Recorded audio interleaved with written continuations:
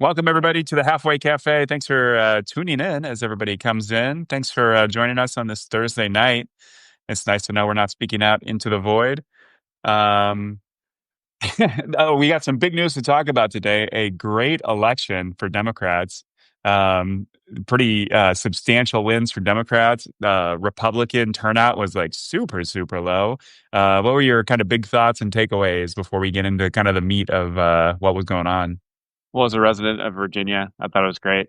15 points is huge. Like that is like pre-Bush. That's like 1980s and before type shutouts kind of. I mean, to some extent, like 15 points is kind of a shutout when every county in the state goes more blue. Yeah. Multiple demographics that went for Trump in 2024 went Yeah, I think it was Democrat every pretty single hard. district got more blue, which is Yeah. pretty cool. Big And then, wave. and then New Jersey, like I remember people talking about how they thought that the Republican had a real chance. That Mikey Sherrill, right? Mikey Sherrill, they thought Hmm. might win by like 1 or 2 points, but that was 7 points, I think, total. So that's a huge win. And then they said like pretty much out of like the 18 big things to look at for Democrats, Democrats won all 18 of them. So pretty big night. Yeah. Both those states, New Jersey and Virginia, have kind of been turning more purple in recent elections, and now they're both like substantially blue, especially Virginia. They got almost to two-thirds, almost like a super majority of the legislature. I think they flipped 13 seats in total. So Hmm. like that's a pretty great victory. Also, of course, California Prop 50 passed, a pretty brazen, blatant partisan redistricting scheme by Gavin Newsom.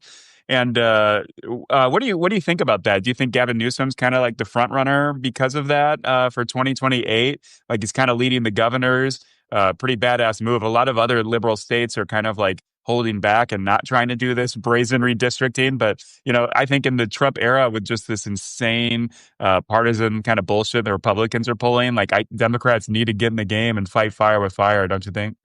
If I had to guess, I would imagine Gavin Newsom wakes up every morning at 3:30 a.m. freaking out that some Democrat has already announced that they're going to run. He's probably terrified that he won't be the first to announce or whatever. But yeah, Yeah, does I he? think. Does that make him the front runner? I don't know. I think. I, I mean, I think it's gonna. There's no way he's not gonna run. He's 100% gonna run, and then it's just Yeah. a matter of like do enough Democrats who are likely to vote in the early primaries like what he's doing now? Do they know about the shit posting he's been doing and trying to fight fire, fight shit with shit? Hey, I'm Which for the shit posting. I think followers of the halfway post will know I get right in the dirt and mud with Donald Trump and with the Republicans. best of them. Yeah, with the best of them. I can keep up with anybody. I might not be the best, but I can keep up. Well, I How have do a you feel question like? for you. Well, I was Yeah, going to go ahead. say, and it's probably what you're going to get into anyway, but like the fact that both Mikey Sherrill and Spanberger are pretty moderate Democrats. I know Spanberger had a little bit of uh, some issues actually criticizing other Democrats for not being rational and not being moderate enough. So between them winning and then Zorhan only winning, Mandani only winning 50% or so, do you think that's like a win for the moderates, or what are your thoughts on that? Obviously, in New York, it was two Democrats, so he was really fighting the previous governor. So obviously, he had high name recognition, and you know, Mandani was obviously pretty tarred and feathered as a socialist, pretty hardcore. So I wonder if that had to play with it. But what do you think? Yeah, I wrote about this in my article like yesterday. I think that the number one thing is that Democrats should pick appropriate candidates. I think Mamdani was a very appropriate candidate for New York City, which is way more liberal than New Jersey and Virginia. I think both Cheryl and Spanberger were appropriate, like locally relevant candidates for more moderate states than, obviously Big Blue New York City. So I think the lesson for Democrats is definitely like go with the candidate that gets attention, can excite the base. There's very different electorates all across the country, and if Democrats are gonna be super competitive, or not even super, just competitive at all, in states like Mississippi, Alabama, like. I've been hearing this a lot, which I think is cool. Like a lot of people are on the same page, but Democrats got to get rid of this litmus test where everyone has to have the exact same unelectably liberal positions. And I think the secret to winning big in 2026 and especially 2028 is having Democrats that agree with you on 90% of the stuff you like and believe in, but having that 10% wiggle room of like, okay, the candidate is from rural Mississippi. They're obviously not going to have the same positions as the person running for the mayor of New York City, you know? So I think that's the biggest thing is just Democrats need to have a big tent. They need to have pro-life, pro-gun candidates to win in pro-life, pro-gun areas. I just think diversity in a big tent, anti-authoritarian election that 2026 and 2028 are going to certainly be like that's the key. No, I agree. I think it's a lot of normal people running. Some of the Yeah, Democratic Party's biggest flops have been Hillary Clinton and Kamala yeah, Harris now, who most people, on a good day, the best thing you could say about them was that they were like extremely zeroed in on what they thought everyone around them wanted to hear in that moment. And I think it came off as yeah, inauthentic. When you look at a lot of the Democratic governors that people talk about and talked about who should have been able to run against Kamala Harris and that however short a primary it would have had to be. But like Josh Shapiro, Gretchen Whitmer, like even Gavin Newsom, like he's just a real person who is himself. Granted, Gavin Newsom, I think, is a little more of a politician than others, but there's a lot of people who are really big in the Democratic field right now who I think are just genuine, authentic people. And I think would probably, in my opinion, have done much better than Kamala Harris in 2024. And I think that they would probably have the yeah. best chance of going somewhere for the Democrats in a positive way in 2028. Yeah, I think that's true. And I think, a big thing right now is a lot of Democrats are saying like we can't throw minority groups under the bus, in terms of like moderating your positions on a lot of things. But I don't think it's necessarily throwing people under the bus. Yeah, It's like the Ezra Klein kind of bit that he's been going off on his podcast. It's just like when Democrats lose across the board, they have no power. They control no branch of government. They control neither house of Congress, neither chamber of Congress, right? So right now, they are not helping any minority group. They cannot help any minority group, right? It's just 2 years now of Republicans controlling Congress doing, whatever they want, or I guess not doing whatever they want because they can't even keep the government open. But that's like a different story. But yeah. it's like it's if you want to help marginalized people, you have to have some political power. And unfortunately, it's like the metaphor of the sausage making machine, right? Politics is sometimes a little bit messy, but everything comes down to: did you win the election? Do you have any power? Do you have the gavel? Do you have any you have a majority in the Supreme Court? Like Democrats can't help anybody. They're throwing everybody under the bus if they don't get elected. Yeah, I agree. And the same thing, people talked about Joe Manchin and Kristen Sinema. They still voted for the things that were the biggest bills Yeah, that Congress did when Biden was president, right. especially early on. And the same thing, like, so if you elect someone who's pro-gun, anti-abortion, that probably means they're still going to vote for a judge who is, Yeah, Joe pro. Manchin voted for all the Democratic, Yeah, I guess most of them, right? And you look at the election, and like West Virginia voted for Trump in 2018, or sorry, 2016. In West Virginia, Trump beat Hillary Clinton 68 to 26%, right? yeah, He beat Joe Biden in West Virginia in 69 to 30%. Joe Manchin managed to win by 3% in 2018. And again, like I wrote this in my piece, I wish we had 100 Joe Manchins right now because it means Democrats would have some power in government. They'd be able to investigate Trump, maybe impeach him again, right? It's just Democrats have no power because they kicked out all the Joe Manchins because they weren't like morally pure enough or unelectably liberal enough. And I think the lesson here is that, like Big Ten politics requires very diverse candidates. yeah.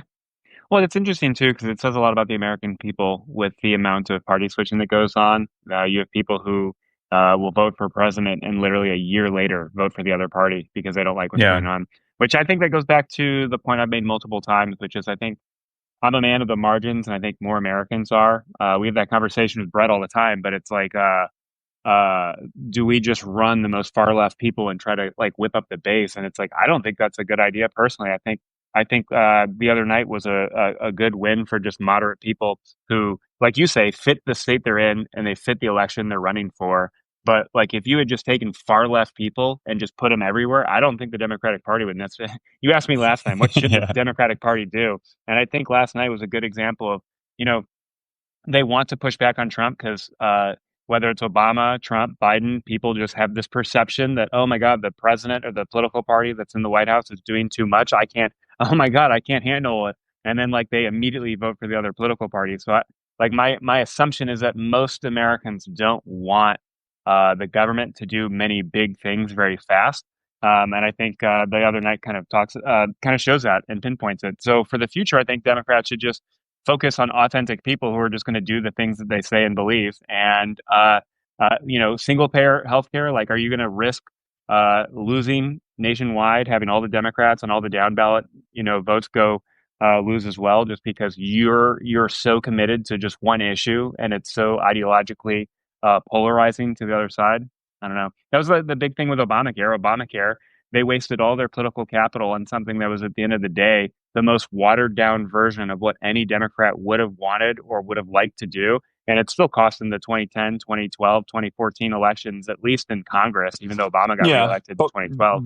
Yeah, but what's the point of being in government? I think Obamacare, like right now with the shutdown and everything and these premiums going up, and then Republicans like just repeated failures to repeal it because they don't have a plan and there really isn't a plan. Like there's no way you can repeal it without just like screwing over like the, 25 or whatever plus million people who depend on Well, Obamacare.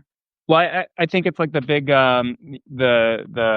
the too big to fail, like big beautiful bill type thing. Like they just maybe Obamacare was too big and it allowed people to think that the government was doing too much too quick. If Congress could have just passed a law that said, children up to the age of 26 are allowed to be on every company's healthcare plans for people. You know what I mean? Like all the little things that people think are really positive could have been individual bills that probably would have been a hell of a lot easier to pass really quick. Yeah. Um, and then like, I don't know what that means for the Obamacare exchanges and subsidies and stuff. Like the subsidies that people are talking about now really only came about during COVID, so that's a complicated issue. But I think like Democrats, if they get power again, they should just do as minute but as targeted beneficial things as they can and prevent the perception, which now every political party since probably George W. Bush has made a lot of the country think, oh my God, they're doing too much. I can't have this. Let's vote for the other party.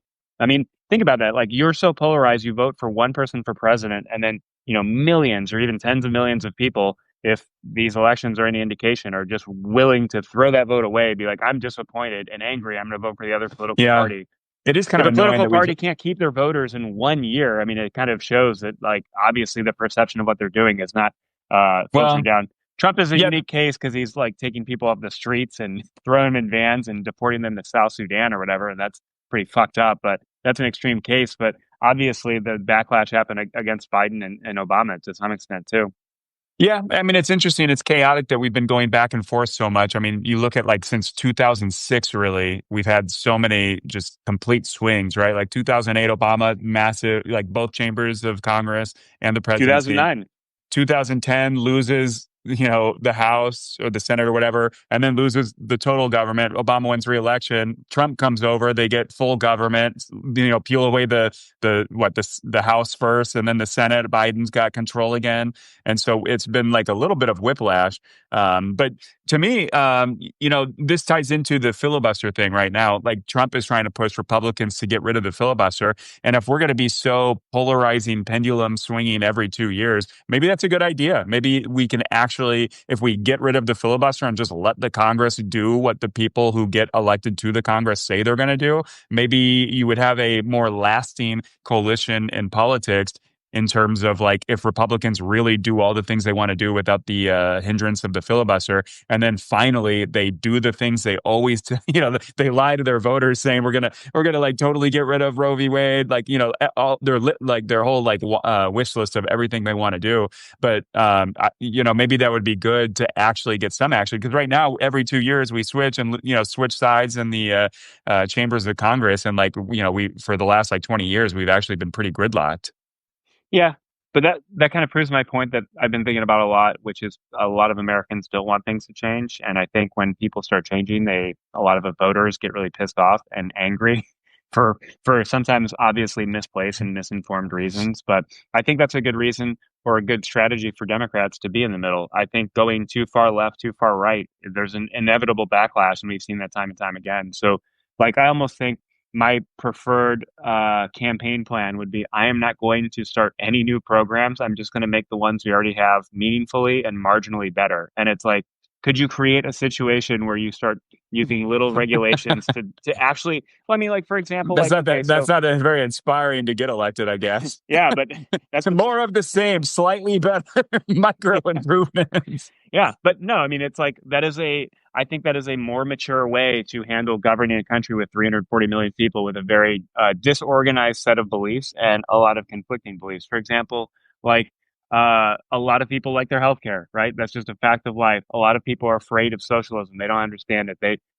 Does that mean that the government couldn't meaningfully take a little bit extra money from people's paycheck and donate to HSAs? Does that mean that they could have meaningful regulations that keep the worst excesses of the insurance companies doing the worst things, which I would argue Congress and the requisite bureaucracy in the federal government ought to be tackling anyway. But if you're going to say we're gonna scare everyone by undoing the entire system, throwing millions of people out of work, like that's another thing.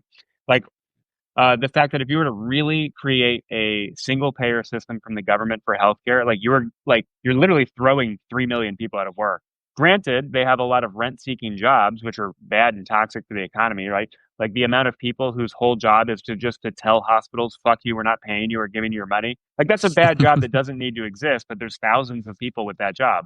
That being said, that's like, public policy. There's downsides to everything. So if you were to meaningfully improve a system and you throw thousands of people out of work, that's bad. But again, if you have a small, meaningful change in the right direction, and course like the aircraft carrier that is America, a quarter of a degree more to the left or right, and not just swing all the way to the left and say, fuck it, we're ending the filibuster, we're doing everything. You know what I mean? Like, Yeah. I just don't see how you would possibly like survive politically 1 year, let alone 2 years later. But a countersuit, like if Democrats, let's say there's like a big blue wave, would you want Democrats to like add more Senate seats, like, bring in DC and Puerto Rico estates? Would Yeah, that be too like much too fast? yeah, Puerto Rico and DC are already territories with American citizens with American passports. That is a marginal, small, meaningful improvement as opposed to let's take Greenland and make that a state. Let's make Canada with 40 million people a state. Yeah. Like that is stupid. I don't know. Yeah. Small, meaningful change. It is uninspiring, but it's a mature adult way of governing a country, I think. Yeah, I agree with a lot of what you said there. Let's talk about the gerontocracy. It was a bad day for the gerontocracy on the on Yeah. Tuesday night. Obviously, age is not the main thing that got the Democrats elected. But I looked it up, and you can't help but notice that Mikey Sherrill is 53. Her opponent was 63, 10 years older. Abigail Spanberger is only 46. She ran against a 61-year-old and won. Mamdani is 34, my age, and he beat a 67-year-old who, Andrew Cuomo would have been over 70 years old at the end of his term. So, do you think that's has any salience with Democrats generally? Is that something that in the primaries, age and not to say ageism, but I mean certainly I think if you're over 80, you should probably not be running for reelection, right? Like if you have to go to bed at like 8 p.m. and you Yeah. can't be like Mamdani, like staying up all night and just doing campaign events, just like 5 a.m. and up till like 1 a.m. in the morning. Like if you have to be helped down the stairs, like a lot of our politicians are nowadays, if you get that McConnell thing where you just stare at the wall, should those people should that be a bigger like party wide push of just like fuck no, retire, you Yeah. dinosaur? No, it's an interesting theory, right? Like we talk about whether or not Democratic politicians should be more like progressive, far left. Would that motivate people to vote? Maybe the secret sauce is not having a skeleton on the mouth. Yeah. Like maybe get that. Purple-handed, Yeah, skeleton-fingered representatives. yeah. Like I don't know. There were a lot of presidents in the past who were like in their 40s. I think we should go back to that. I mean, essentially what you've done is you've taken like an entire generation and a half of people and said, fuck you, you don't get the White House. And then we've just had the Yeah, same right. generation. It's also like, I don't know, the same generation that has like basically destroyed the environment, the social safety net, the cultural idea that and societal view of like that other poor people deserve to have a fighting chance in the capitalist system we Yeah, live in. The idea that you right. would regulate something and take a little bit of your own money and just give it to the public good, and you say, "Fuck," I don't know. I think maybe that was a. I think I don't know what I'm trying to say other than yes, I agree with the idea that I think the Yeah. gerontocracy should end, and young people would probably Well, yeah. get more votes Well, than old people. the legacy of the boomers is very interesting, and not to like paint too broad of a stroke of all boomers. Obviously there's plenty of boomers who like agree with us on some of this stuff, but like you look at the age of like Nancy Pelosi being 85, like the governor, I wrote about this, the governor of Alabama, Kay Ivey, was born in 1944. And then the just beautiful example is Senator Chuck Grassley, who came into politics, started politics in 1958 when Dwight Eisenhower was president. Like he was born in 1933. 2033 is only 8 years away. Like he's like Wow. over 90 years old. Like why is that guy not retiring, right? And it's like even criticizing boomers, like the three people I just mentioned are the generation prior to the boomers. They're the silent generation. So not only are boomers like clinging to their jobs and not retiring and hoarding their wealth and not moving, like downsizing and like letting homes go to like younger families and stuff like that. Like this is the the silent generation that it's going to be like, what's the goal? Are they trying to like just have a heart attack and die in their office and have some like congressional 18-year-old page just find their corpse? Because I don't Well, know. yeah, Is that the I think goal? yeah, they're also doing stuff like there's a lot of old people voting in local elections, and then I've heard a lot of the people in breaking points talk about this all the time. But the fact that like old people are voting that they shouldn't have to pay for like property tax that goes to like schools because they don't have any children anymore, and I think that is like that is the last dying breath of a generation that says "fuck everyone, just Yeah. not me." And like they bring up a funny point, and I had no idea. They said 1% of the federal budget pays for dialysis for like Medicare, Medicaid, and it's like, fuck, I don't use dialysis. Why should I fucking pay for that? And it's like, obviously, Yeah. you don't get to pick and choose what your specific tax dollars go to. But for old people to be like, yeah, why should I have to pay for schools? Fuck that. Like as if when they were kids and like parents growing up with young kids, like other old people weren't paying for their children's schools. So I don't know. I just think it's amazing. They want to die with their money. They want to die with their political offices, and they want to die with Yeah. all the Yeah. power they've accumulated over Yeah. the. Yeah, Yeah. yeah. Yeah.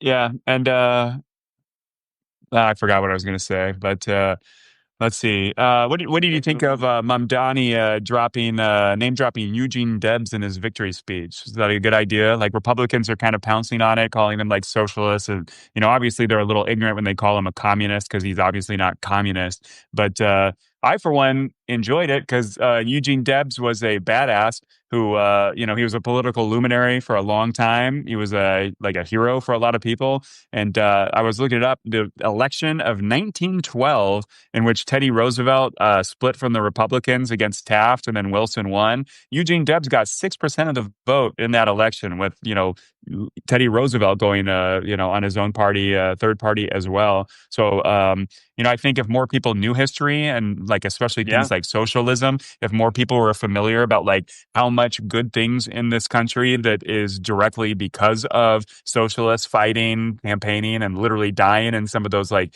1880s, 90s, 1910s strikes that they did. It's like why we have the weekend, 8-hour work weeks, why our food's not all poison. Like the whole progressive era was all socialism, and that's kind of like what we're coasting on. Like America's like all the subways Well, got built in that time period. the progressive era wasn't like totally socialism, from my understanding. I mean, there was a much bigger social dynamic, and it was kind of very But yeah, of course they're not all Christian based in a socialists, lot but of ways. But yeah, like, it was just that people would give back. I mean, that's like a societal view that if right. society helped you get to a position where you have unimaginable wealth, like some of those robber barons had, that you would just give something back. And a lot of them, it wasn't socialist per se. They were just trying to like create things like libraries that would help people who took it upon themselves. The progressives were weird because they also had an idea that like most people were lazy, but like you could teach lazy people not to be lazy and they could be Yeah. better, more contributing members of society. So it's not like government, like money and taxpayer money going to you for like any random idea. It was just that, like, well, more people ought to be able to pick themselves up by their own bootstraps. We will help facilitate that. And I would say it wasn't until probably Roosevelt, like Franklin Roosevelt, where some of the actual like social safety net and like socialism as a whole kind of started taking root in American culture. But yeah, I mean, I think name dropping old politicians and make people Google who the fuck Eugene Debs was is a good idea. I hope Yeah. 100,000 people had to like read one thing about what American politics used to be like, and I hope that's positive. Yeah. Real quick, speaking of the ageism thing, I published this like Wednesday morning about Nancy Pelosi, hoping that she commits to retiring, but she did announce today that she is retiring, which, kind of going with our earlier statement, she's like 85 years old. So, 40 years. I'm what? She like in politics for like 40 something years, and like Oh, that's like yeah. I understand like the argument for term limits, like for and against, and I think like having someone who's been in power for 40 years is by itself an indictment on not having term limits, I guess, especially in Congress. But Well, it's what do you think? interesting because you get the older candidates, and there is a good reason that, like, if you had term Sure. limits and you just have way more turnover, it just means there's more inexperienced people in government, and then they're like more beholden. They're more beholden to the special interests and lobbyists and stuff who will just write stuff and hand it to them, and they don't have the contacts and the relationships and things like that. And there's definitely, I would say that was a strength of like Joe Biden being president with like keeping European solidarity was just like he's been in politics for so long. He literally knows every single world leader and the amount of stuff he got Europe to commit to. And like during like COVID and the Ukraine invasion and everything like that was pretty good. However, you get to the point though that you need the youth to like keep things vibrant. Like that's the reason democracy is better than all the other forms of government where you don't get just routine churn and burn of politicians and representatives. Like you need new faces, new ideas, new generations taking over, you know? Yeah, but I disagree with the idea on the premise of like the idea that like we need old people who've been in power forever because they know how things work. But like, a lot of those people would just leave and start consulting agencies. A lot of them, it used to be that like a lot of politicians used to want to be like the elder statesmen who just like weren't in office, but like all the people in office would come to for advice and Yeah. like to hear what they had to say or what they thought about issues that they maybe had more intimate knowledge of from their own political history. But I think like the idea that you would personally be in office forever and have nothing better to do for decade after decade Yeah, is Chuck bad. Grassley. Yeah. Right, yeah. I mean, like, think Let's about it. see. Imagine you said you're 34, right? So imagine you were in Congress right now and like, do you think you'd be the best person in the 2080s to be determining public Right. policy for America? Like when you go from a country like, let's say America goes from like 340 million people to like 800 million people or a billion people in 50 years, like you're gonna be like, yep, I'm still the guy born in the Yeah, right. 90s, like who I know better than everyone else. But I don't know. Yeah. Let's talk about the gerrymandering because I think something really funny about this new election result is that Republicans might be really fucking themselves over with the gerrymandering because when you get a blue wave situation, if they take all these like R plus 10 plus 15 plus 20 districts and turn them into R plus 5 plus 8 or plus 3 to try to steal as many seats away from Democrats as possible, when you get a blue wave election where all of a sudden like the generic ballot has Democrats like +9, like all of those seats that you just watered down to try to steal as many as possible, you'll lose them all in a blue wave. So do you think Republicans will kind of back off on some of this? Like they've done a few states, but I know like Utah and Indiana are still looking into doing it. I don't know if Missouri has like finalized their map, that they were looking into it as well. Yeah, I think obviously I'll say it's like it's bad that we're gerrymandering every state, but I Yeah. mean obviously if Republicans are going to do it, I'm glad Democrats are doing it too. They kind of have to, like if you really care. But I guess Yeah. like a position of power thing, and we've talked about this a lot. Like, do you wield the power you have for the things that you believe in and things that you want to do? And I think this current crop of Democrats, especially in states like whether it's Gavin Newsom, I know Spanberger's talked to, and Democrats in Virginia have talked about doing it. Like you kind of have to. Like in a prisoner's dilemma type game with like a political party that's like out to just keep you from getting any power in any fair sense of an election or as you would expect in democracy. If they're just going to cheat and play dirty, you kind of have to join them, unfortunately. Yeah. Speaking of like a potential blue wave, I think Republicans really ought to be concerned about the low enthusiasm and extremely low turnout. Like in California, Prop 50 won with like almost 2/3 of the vote, and like talk about that. Republicans in California stayed home to like they wouldn't even go leave their homes to vote against like a blatant partisan theft of like, what, up to five Republican House seats or something.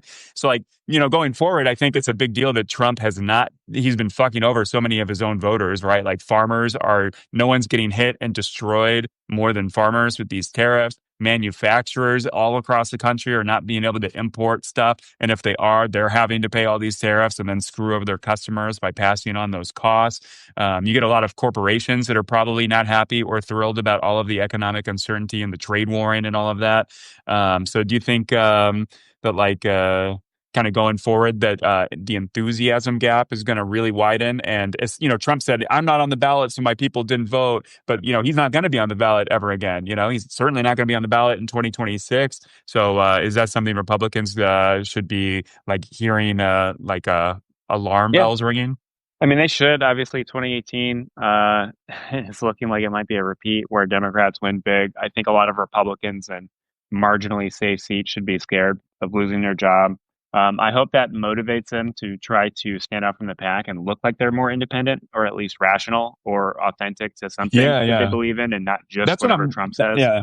That's what I'm really looking forward to because, I mean, with all of the chaos, at some point, Republicans that care a little bit more about their own job than a mean tweet from Trump are going to have to break with him. Like, I imagine a lot of Republicans are starting to think about their 2026 strategies, and they're going to have to say, "Hey, I'm a maverick. I broke with Trump. I'm my own guy. I'm not beholden. I compromise with Democrats." Right. So, how do you think Trump is going to take that when like you get a lot of Republicans start to repudiate him publicly or distance themselves from his more like tyrannical, authoritarian, and like immoral actions? Like certainly with the deporting people and ripping families apart on the street, and then all of the masked ICE agents like abducting people. Like that's not going to look good in 2026, right?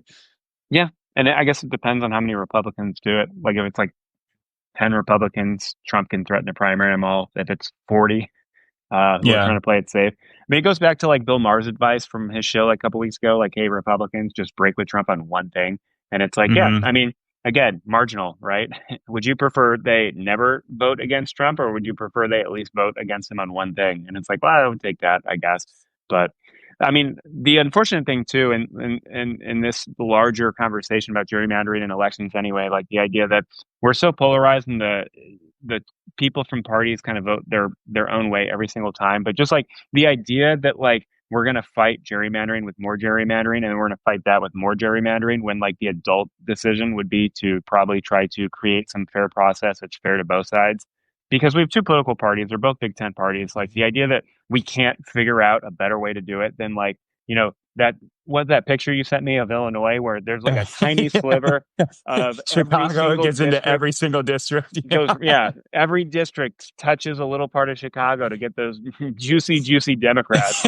Like that's not, and okay, like it's funny, and like I'm saying like yeah, that's a bad thing. That's a blue state. It's a Democratic state, and like I think that's bad. But other than like getting off this high horse, I guess it's unfortunate that like the solution is more fair maps, not more ridiculously unfair maps. But I guess since Yeah.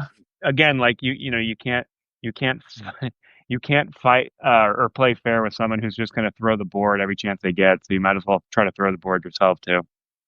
Yeah, and I wanted to remark just on like the media and like how much like legacy and institutional media kind of bends over backwards to like prove to like bad faith Republicans that they don't have a liberal bias. But I wanted to point out that Glenn Youngkin won Virginia in 2021 by 2 points, and it's like everyone in the media was like, "Future president alert right here! Yeah, Won Virginia with 2%." But Spanberger won by 15 points, and do you hear that anywhere? Is she a top of the list for presidential candidates? Or is it only, I wrote in my piece of just like JK, LOL, everyone knows that the media only cares about Democrats, in that regard. But do you think Fox News will be doing the thing where they send reporters to go like maybe to drag shows and interview like yeah, right. drag queens and figure out how they missed the election mark so much and why voters are against them and try to empathize with the other side? But like, of course, obviously the media is not going to not going to ask Mike Johnson about that. Yeah.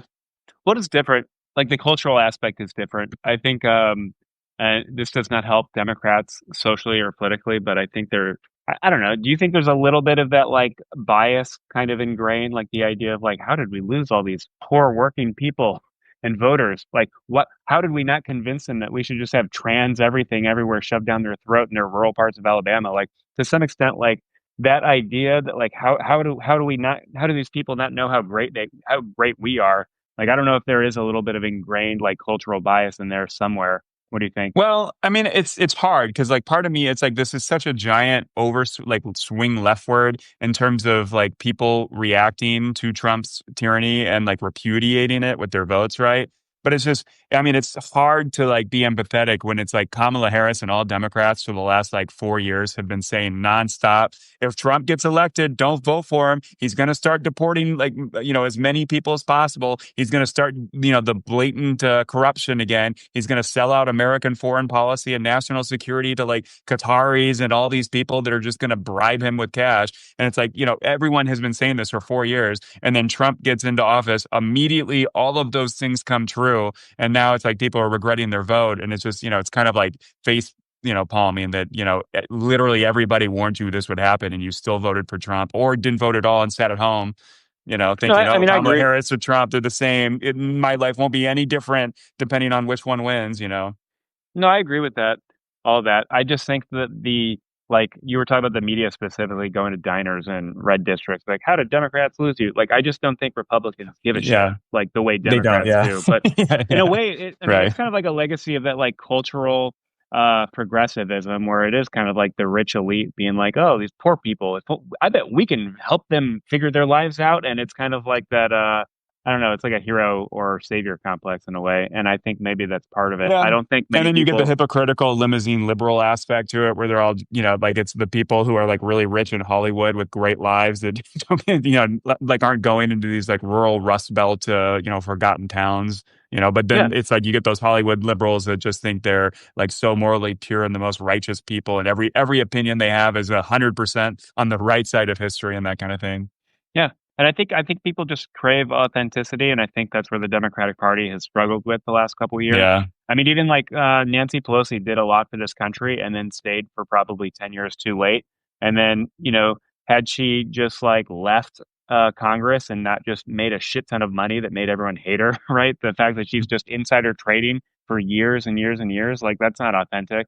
Like it's almost to the extent where like maybe there should, whether publicly or behind the scenes, like every Democrat running for president, they should have some kind of competition where they go through the ringer to prove they're like a real human and can act like a real human. Yeah. Because, like, you Well, say what you will yeah. about, like, I'm not going to say, like, obviously, if Hillary Clinton had won instead of Trump, like, the country would have been much better off the following 4 years. But Yeah. she was an inauthentic, robot looking person who was pretending or masquerading as a normal person, but was really a reptilian politician under the surface. And I think Kamala Harris had some of those problems or had some of those problems as well.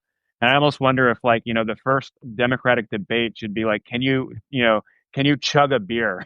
Like, do you eat Yeah. like real meat? Like, I don't know. There's like a number of things I think Democrats' problem is authenticity with voters. And then obviously Republicans' problem is fucking ruining the country. So Yeah. it's Right. unfortunate that those somehow are symmetrical, but Yeah. that's like the political problem we have. Right. And it's annoying too that like the our politics, especially this last election, like it's annoying how much it seemed to come down to who could be cooler on Joe Rogan's 3-hour podcast, right? But I mean, in terms of authenticity, it's like that's the truth. Like somebody like Gavin Newsom and like Pete Buttigieg can do that and just be themselves and talk for 3 hours. But like Kamala Harris was not able to do that, unfortunately. Like they poll tested everything she wanted to say and do until it just like was not really human anymore. And that's something that Democrats really need to get over. Like no more poll testing. Just be a real person. Put your foot in your mouth proverbially occasionally if it means you're just a real person, that people don't look at you. And it's like it's the kind of thing where like the land acknowledgments. It's like every answer a Democrat says they have to list like 30 minority groups to include everybody, and then the one minority group that got left out, you see those people on Twitter bitching about it. What about us? What about our problems? Like, and it goes back to what I was saying about the litmus test kind of thing, where it's like Democrats need to get like just totally jettison the whole idea of a litmus test, of boring everybody with their long professorial preambles to every answer so that they Yeah. include literally every possible perspective and like, identity group in America. Um, let's see. I'm going on to the piece. These are some notes for a piece I'm actually going to publish tomorrow. But I'm curious on some of your thoughts. Um, let's see. Do you think? Are you just Actually, we reading we your talked. notes out loud right now? No, well, I mean, All right, yeah, give it to me. it's a. Hey, this is called preparation. You don't seem to have any notes do you, for this conversation. What do you think about Trump's Oval Office getting like really gaudy and tacky with all the gold everywhere? Someone pointed out that like that's a sign of like dementia, and that like a lot of dementia people, like people's like older parents, they start like hoarding things and collecting things and putting them everywhere. Didn't And you ever I see a don't know. picture of his like penthouse in New York City? The thing was lined with gold. Didn't he like shit on the Yeah, gold? I don't think that's normal like yeah. Trump right there. That's baseline Trump. Yeah, but I have a note that do you think that's like, this like gaudiness is like what happens when you don't have more gay friends? And like certainly Trump with his like dance moves where he literally looks like he's jerking off two guys into his face all the time. Like certainly a gay friend could be like, "Hey man, don't do that. It looks bad." I don't know. I mean, Trump is like hardly the first like rich old white man to dance weird in front of a crowd. Yeah, well, yeah, that's true. But I mean, Trump's particular Maybe, yeah, shout out to the gays. Yes, I don't know. Maybe more people in general need gay best friends or whatever. yeah. Here's something that I was a little peeved about is I don't think anyone's really talking much about like how much Elon Musk is like really to blame for a lot of this stuff, certainly in Virginia for like the utter shellacking of Republicans, because nobody was, obviously Northern Virginia was kind of the epicenter of his Doe's wrecking ball and him like just pissing off everybody that has a government job or any job related to the government with all of like the insulting and like, egomaniac firings and everything like that. So, would you say it's a bad idea to just willy nilly fire thousands of government bureaucrats if you hope to keep Virginia? Well, and it's funny too, because like not only do you like make those bureaucrats' jobs terrible, you're also like, hey, go home for a month and think about what's going on before election day. Like if they were Yeah. smart, they would have opened the government like a couple days before the election. But no one pays me big dollars to strategize for them. Yeah. Now, I've been kind of playing with the idea of like, I guess it's maybe not necessarily the most original idea, but just like repeatedly calling this Congress and especially Mike Johnson's like speakership of it as like a do nothing Congress. And so I looked up where that term came from, and it actually was something that Harry Truman lobbed against Republicans in like the Congress of like 1947 and 1948, I think, where they didn't really do a whole lot. They voted against a lot of his stuff. They did obviously like a lot of national security stuff in terms of like voting aid for Greece and stuff and like, starting the Cold War and that kind of thing. But I mean, this one really takes the cake that like we're in the longest shutdown in American history. And like, like, what do you think about Mike Johnson? I've been kind of thinking of, like calling him kind of like a cuck. Like he's like in the cuck chair, just watching Trump be Speaker of the House, like fuck the government. But like, Mike Johnson has a legacy, right? Like there's going to be a Wikipedia page about his term as speaker. Does he And like care? how much, like, yeah, like does he not care? He's just like so rolling over. They're not doing anything. Longest shutdown. I mean, like obviously his job is kind of impossible because Republicans in the House are kind of made up of like one third relatively moderate normie Republicans and then like two thirds of just like crazy MAGA people that Allegedly. are that are either like just opportunistically trying to get in on the grift and just have an easy job and keep their staff and the benefits of the job without like, rocking the boat too much. And then you get like the hardcore, like real crazy MAGA people. They're like the true believers in all the racism and deportation stuff. But like, man, is there just a more pathetic Speaker of the House in American history than Mike Johnson? And he's had his job longer than Kevin McCarthy. I don't I know. mean, like, Do you think who would you rate better or worse? I mean, Kevin McCarthy was at least, he did some things. He had some power. Mike Johnson's just sitting back and just watching like his chamber just do nothing. oh, no, I mean, like, no Republican in Congress has power. None of them know how to use it. None of them want it. None of them, they're, they would rather give up all of their power for years rather than have to, like, worry about getting one tweet from Trump calling him out. Like, I don't Yeah. understand it. Like, yeah, I think it's embarrassing. Like, knowing that, like, every day you go to work, it's like something that could go on a Wikipedia page that someone will, everybody, whoever Googles you will find. Like, yeah, Yeah. that's pretty embarrassing. Granted, like, I don't really know. Does Mike Johnson give a shit about anything? Like, I don't know. Does he actually care? Does he want government to do anything in particular? Does he want that? Like, it seems like he wants to have his nose in Trump's ass. Like, I don't know if he wants to do anything else. What would he do, right? I You're don't kind know. of You judging think, him with a yeah. yardstick of what you would do in that position. Like, maybe he doesn't want to do anything. He I'm clearly would no, it's rather, like, I'm judging him against like just like anybody having like any bit of power and having self-respect, I guess. I mean, if I were him, like, I don't know, I'm not obviously not him, but like, if I were him, I would go out swinging. Like, I'm going to use every little fucking ounce of power. And if I get thrown Yeah. out, so be it. At least I did what I was wanting to do. Like, you're the Yeah. third most powerful person in the country. And you're like, yeah, I'm not even going to, let's all like, school's out for summer, guys. We're not coming Yeah. back because, Right. the Jeffrey Epstein thing will have to be released if we adjourn or whatever. So I don't know. Did we talk about this last time? The idea that like, Congress people used to like love having power over the president and like loved having the legislative branch be like the more important with more Oh, yeah. responsibilities in government. And like that, yeah, like senators and representatives used to love telling the president, go fuck yourself. Like your term limited out. I'm the one who's going to be here forever. Like with the, just getting reelection. And I've got my own little No, like there's a, fiefdom here in the House or Senate. there's a funny bit of American like political history, which is just like the Senate from like the 1880s to like basically Franklin Roosevelt. And like Franklin Roosevelt came in with the New Deal and the idea that like, oh, we should bring smart people who can do stuff. And like the members of the Senate were so intransient and so high on their own fucking supply of power that like it literally got to a point where like senators didn't even have staffs, and then they were trying to like bitch and moan about like what like people who knew anything about agriculture were doing. And it was like kind of an impediment, but it was just like it got to a point where like the Senate was just so in over its head with like modern modernity. They're like they like the average senator had no fucking idea about how to do anything. Like some of them had staffs of like five people, and they're trying to like basically tell the whole country that they knew what was better about managing agriculture than like a fucking bureaucracy with thousands of people who knew what was going on. So I mean, like to that degree, they did actually believe that like they were more important than the president, and to some extent they were right.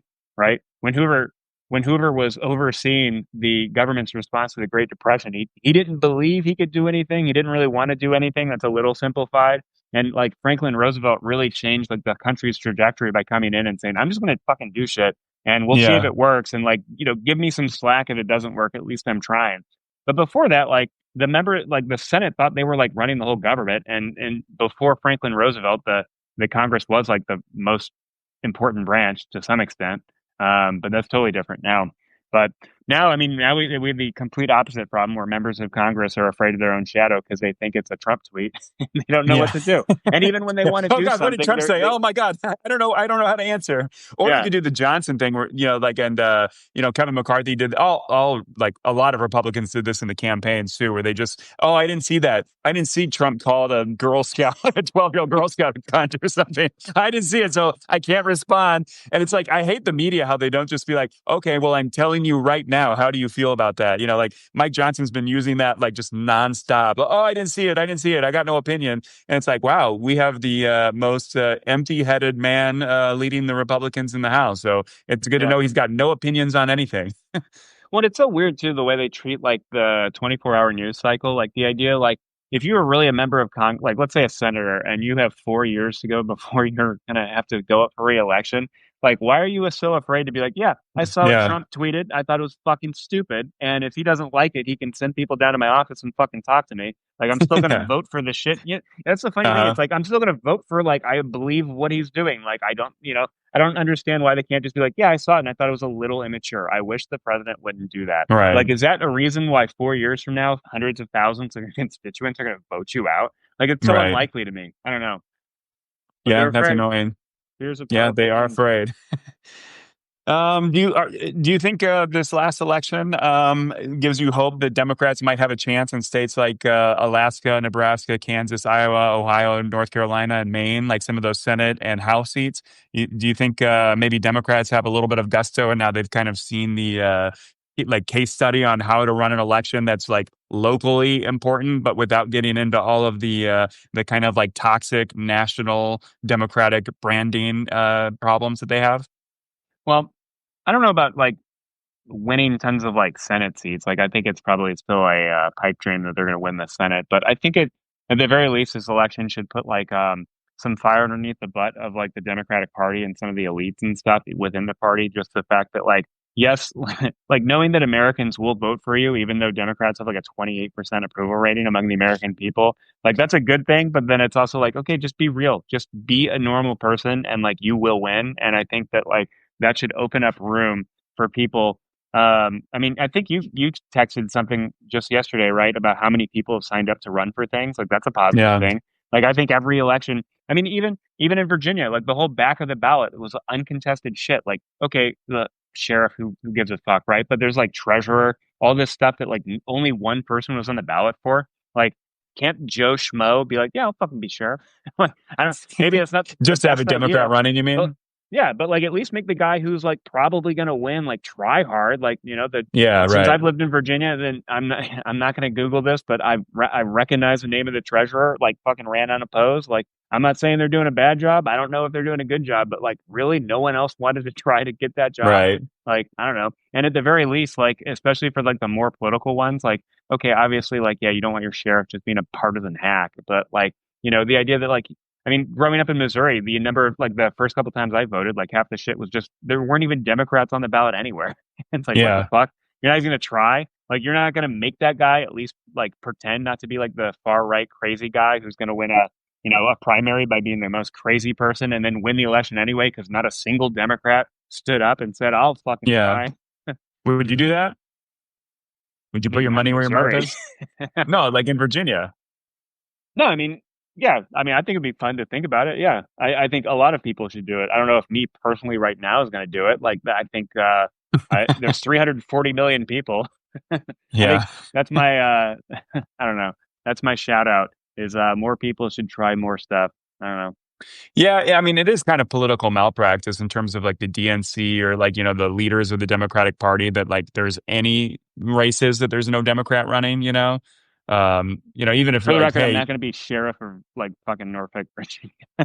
I'm not going to run for treasurer, but well, not with that attitude. yeah, now Uh, Here's moving on to the economy. Per CNBC, they had a report today that job cuts for October totaled 153,000, 183% surge from last month from September, and it's 175% higher than the same month a year ago. It was the highest level of job cuts since 2003, and has been the worst year for layoffs since 2009. So. Is that kind of evidence we're like already in a recession right now, and maybe we're not talking about it? yeah, You look at the stock market, and like basically we would be in a recession in the stock market, except for the AI bubble that is like keeping afloat just massive stock gains in like the big tech companies. Otherwise, the economy is looking pretty wobbly. Do you think there's a chance that the we get a recession and you know Trump gets a lot of economic blame, obviously, because a lot of this has to do with tariffs and the trade wars, just kind of like fucking international trade and certainly American trade. well, yeah. I mean, like if you're a company, like why the fuck would you hire someone? Like, especially if you make low, like cheap crap from China, that's 50% tariffs, 100% tariffs, 150%. Threaten to, I'm gonna Yeah, tariff yeah, them to the moon and right. back. Like, why a the fuck would you hire people? 1,000%. Yeah, I mean, it's irrational. Like, you literally have shit coming on a boat on a cargo ship, and like you're just like hoping to God that Trump doesn't have a bad day, and they'll Yeah, double the amount of money you're gonna have to pay for the product to come yeah, into right this before it country. docks. Yeah, and it's like, why would you like? I don't. That's like one of those things. Is like a lot of people debate right now between AI and the amount of people that were hired during like COVID or after COVID, how many tech jobs, software jobs, coding jobs, and stuff that are being replaced, versus just people. I don't like my boss. I don't like this job. I don't like the commute. I'm going to quit. And then, oh, well, I have money, so I'm going to like live off the land for a little bit. So I don't know necessarily if we know 100% like it's massive amounts of people being like fired and laid off, or it's just people not being replaced. But I do know that like I think it's fair to say that it is probably a uncertain environment that probably doesn't make sense for a lot of companies to invest in new stuff, and all that stuff collectively is going to hurt the economy. I hope there's not a recession, but I think it's probably likely. Those numbers you just cited are pretty bad. Yeah. Trump's got 3 years to go, and like things are looking pretty bad for the economy. So, you think we might have a Hoover style second Trump term I here of hope just not. like shitting in the fan and him not doing anything? Well, that would Especially be because now, horrible. well, I mean, obviously it'd be horrible. It'd be good for Democrats, I guess, in theory of like having to like once again clean up just a giant clusterfuck mess that Republicans are leaving them. But it's not like Trump has hired a lot of people that are really that competent at doing things. Like, a lot of the people he's picked because they're good at brown nosing, or he just likes the way they look on Fox News weekend shows and things like that. So I don't have great confidence that if we have like an economic meltdown, that the Trump administration is going to be able to handle it well. Yeah, probably not. Trump's not going to take blame. You know, it's probably hard Yeah. to correct course when you're like, I Yeah. didn't do A year anything and a fucking half in, wrong. he's still blaming Biden. This is the Biden depression. Yeah. It's like, okay, yeah, Biden tariffed China, Falcon Briston on a whim, and then tacoed out.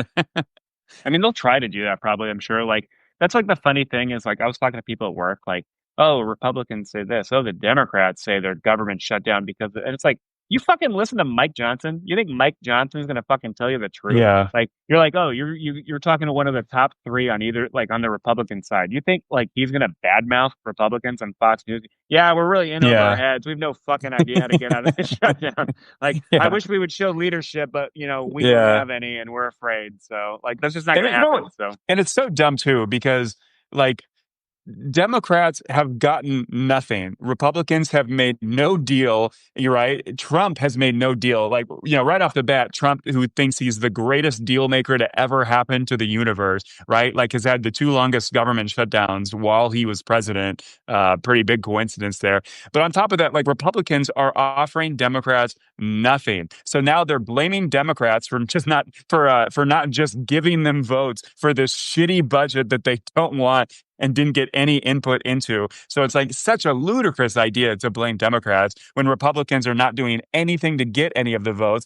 And they don't even have the votes on their own to get rid of the filibuster to just pass it on a simple majority that they could do, right? Like, I don't think Collins, Murkowski, Tom Tillis, maybe even Mitch McConnell are going to nuke the filibuster to do this. So, John Thune in the Senate, like, there has to be some deal. I don't think they have the votes to kill the filibuster. And on top of that, like, insult to injury, it's like Republicans are the ones who revolutionized this whole modern filibuster to just obstruct literally everything in government anyway. So it's real rich of them to blame this on yeah, Democrats for one time doing the strategy the Republicans have been doing literally for 20 years straight.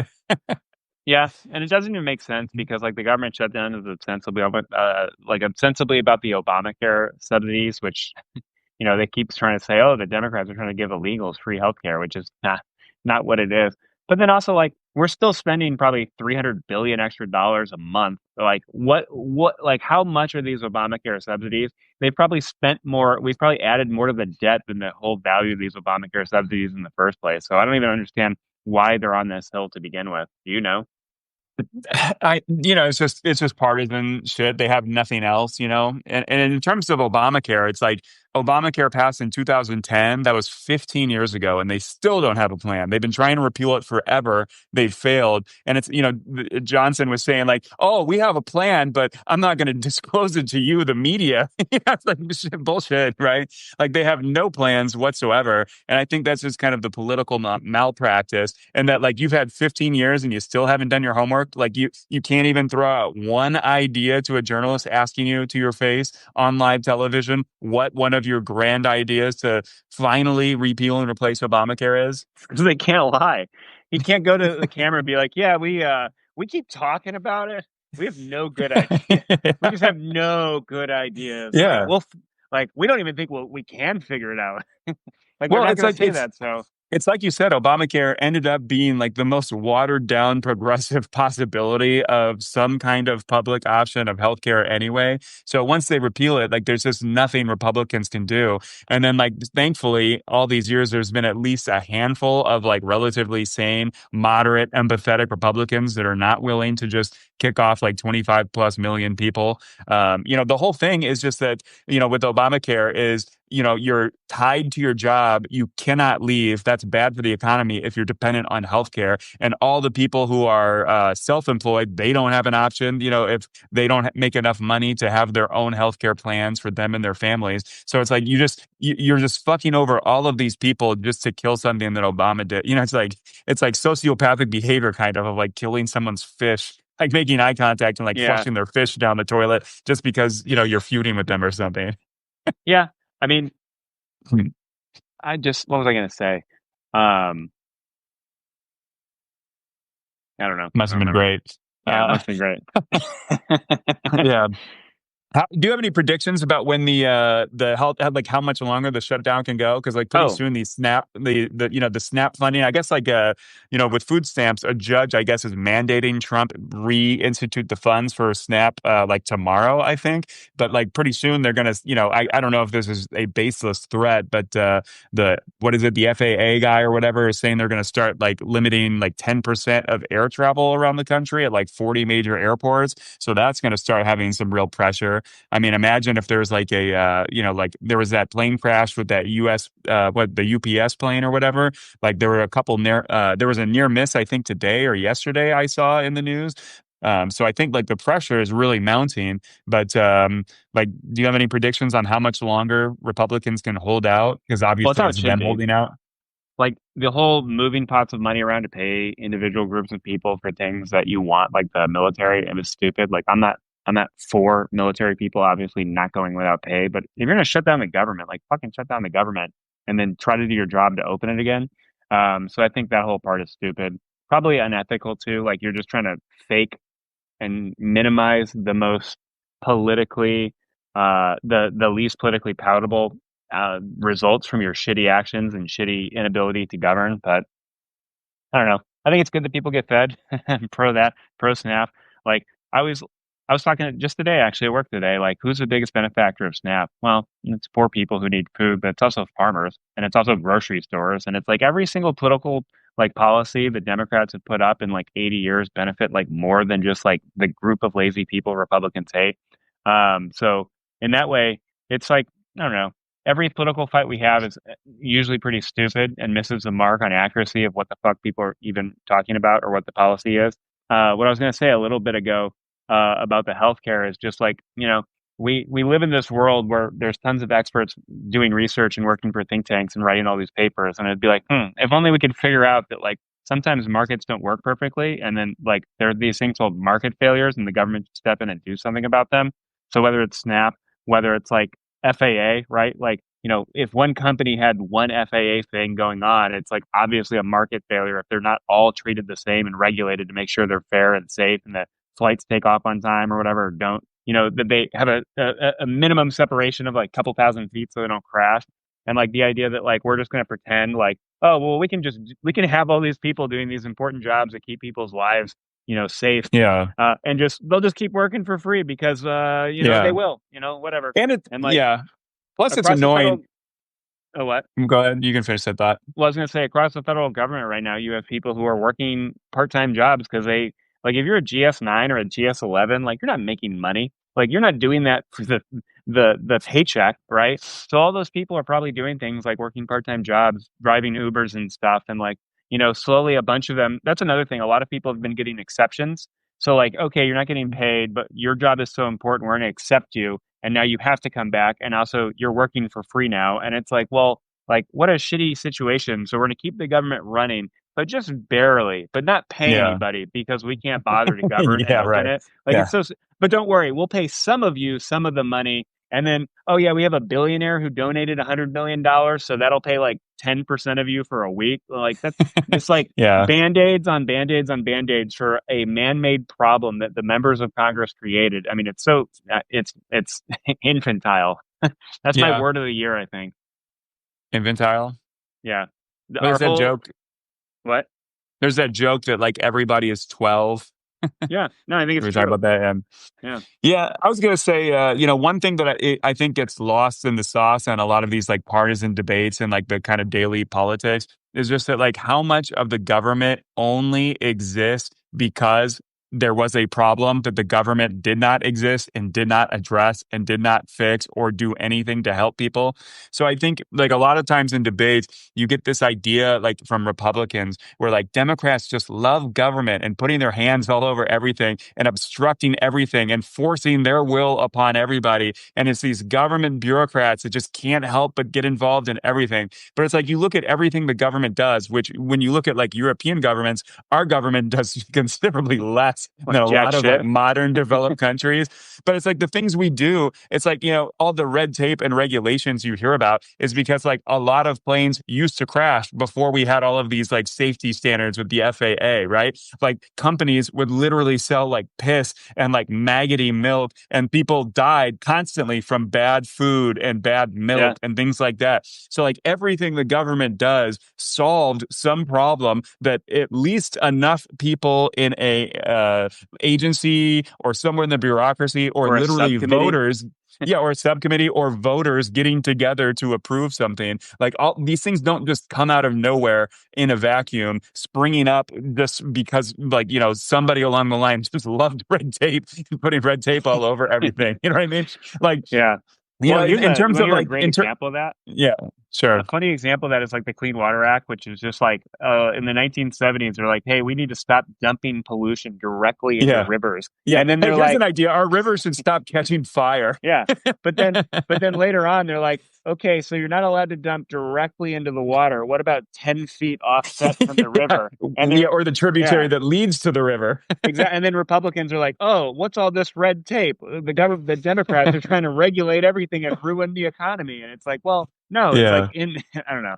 Yeah. It's in the spirit of the law. You shouldn't dump shit in the rivers, but that's red tape to your point. Yeah. It's like, the problems that government has solved, things like acid rain, just raining acid down upon everybody. Well, it's like OSHA. People Uh, say, "Oh, I fucking hate OSHA," and it's like every yeah. OSHA rules because someone died in a factory somewhere, and they're trying to make Yeah. sure Yeah. you don't Yeah. also die Yeah. in a factory Yeah. somewhere. Even if it costs your boss like an extra quarter a day or something, right? Yeah, yeah. Yeah. People are like, "Oh, That's so annoying. this is so lame. I have to wear a hard hat." Yeah, because fucking shit falls on you and kills you. And then the Yeah. government, especially in the old days, Yeah. had to pay for your like widow and children. And then it's like, wow, Yeah. congrats, Right. your taxpayer money is going. I Yeah. don't know. What was it that like triangle factory that like caught on fire like in like 1912 or whatever, where the employer like literally locked all the employees into the building every day for like 12 hours, like literally locked the door. And then a fire happened and a bunch of people died. And like, yeah, talking about that red tape. Oh, here comes big government telling me I can't lock in all my employees for 12 hours. It's so dumb. Yeah. Well, Yeah. I Oh, I well. gotta go soon, Yeah. but Yeah. this is Any funny. last thoughts? No, no last thoughts. Okay. Thanks for listening, everybody. Check out the Halfway Post or the Halfway Cafe here on Substack. I write almost daily. I try to crack you up and write a lot of comedy. If you do like what we do here with the podcast and these live talks and my comedy, and then a lot more serious commentary, I have been doing more often. Subscribe for only $2.50. It's very cheap. I do a full-time 50% discount because I know I don't want to pay $5 for every Substack I enjoy, but I think $2.50 is a fair price. But thanks for listening, everybody. Enjoy the rest of your Thursday. And it feels good for the Democrats are winning elections again. Isn't that nice? See you, Yeah. everybody.